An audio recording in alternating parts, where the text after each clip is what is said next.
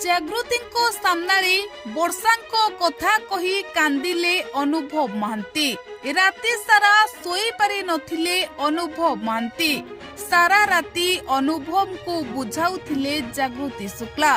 ଦର୍ଶକ ବନ୍ଧୁ, ବିବାହ ବିଚ୍ଛେଦ ପରେ ପୁଣି ଥରେ ଅନୁଭବ ଅଡୁଆରେ ପଡ଼ିବେ ଏକଥା କେବେ ବି ଅନୁଭବ ଭାବି ନଥିଲେ। ଜାଗୃତି ଜୀବନକୁ ଆସିବା ପରେ ଅନୁଭବଙ୍କ ଜୀବନରେ ଭରି ଯାଇଥିଲା କେବଳ ସୁଖ ଆଉ ସୁଖ।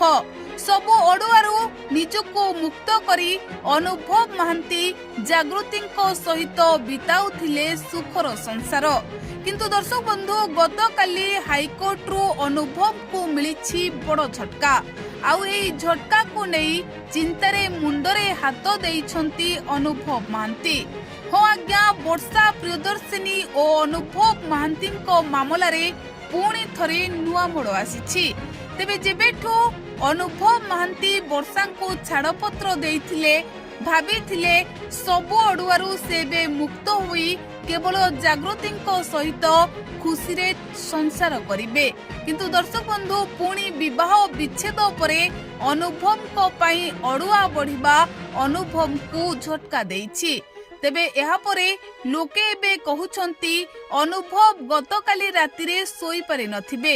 କାରଣ ଅନୁଭବ ହସ ଖୁସିକୁ ଭଲ ପାଆନ୍ତି। ସେ ଜଣେ ବହୁତ ଭଲ ମଣିଷ। ସେ ଅନ୍ୟର ବି ଦୁଃଖ ଦେଖିଲେ ସହିପାରନ୍ତି ନାହିଁ।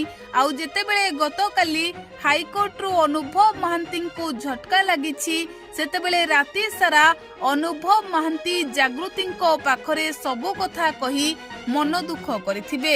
ଆଉ ସାରା ରାତି ଜାଗୃତି ଶୁକ୍ଲା ଅନୁଭବ ମହାନ୍ତିଙ୍କୁ ବୁଝାଇଥିବେ ଏ ସମୟ ବି ଦିନେ ଚାଲିଯିବ, ଆଉ ଆମେ ସବୁବେଳେ ଖୁସିରେ ସାଥିରେ ରହିବା, ଆଉ ଆମେ ଖୁସିରେ ସଂସାର କରିବା।